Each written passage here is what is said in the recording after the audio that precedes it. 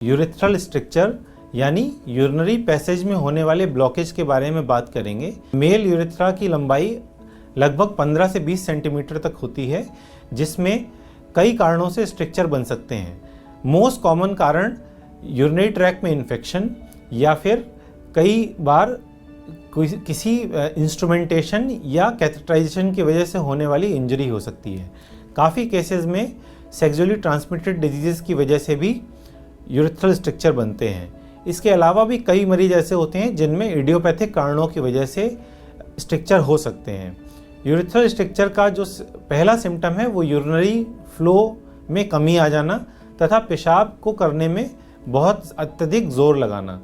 Urethral structure की diagnosis के लिए आपको अपने यूरोलॉजिस्ट से संपर्क करना चाहिए। इसके लिए अल्ट्रासाउंड, यूरोफ्लोमेट्री की जांच तथा रेट्रोग्रेड यूरेथ्रोग्राम या यूरिन पैसेज का डाई टेस्ट किया जाता है,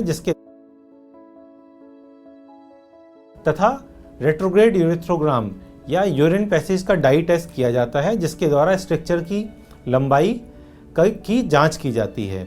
एक बार जब स्ट्रक्चर की डायग्नोसिस हो जाती है तो इलाज के ऑप्शंस कई फैक्टर्स पर डिपेंड करते हैं, जिसमें प्राइमरी फैक्टर है कि स्ट्रक्चर प्राइमरी है, फर्स्ट टाइम ट्रीट किया जा रहा है या उसका इलाज दोबारा हो रहा है।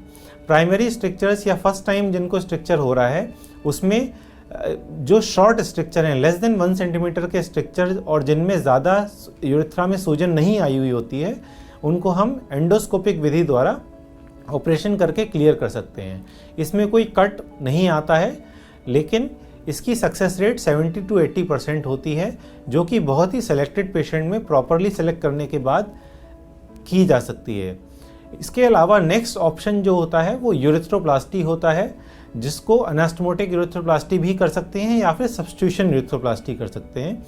यूरेथ्रोप्लास्टी में जो खराब पार्ट यूरेथ्रा का होता है उसको कट करके निकाल देते हैं और दोनों नॉर्मल एंड को जोड़ देते हैं। इसे अनास्टोमोटिक यूरेथ्रोप्लास्टी कहते हैं, जो कि 2 सेंटीमीटर तक के यूरेथ्रल स्ट्रक्चर में की जा सकती है।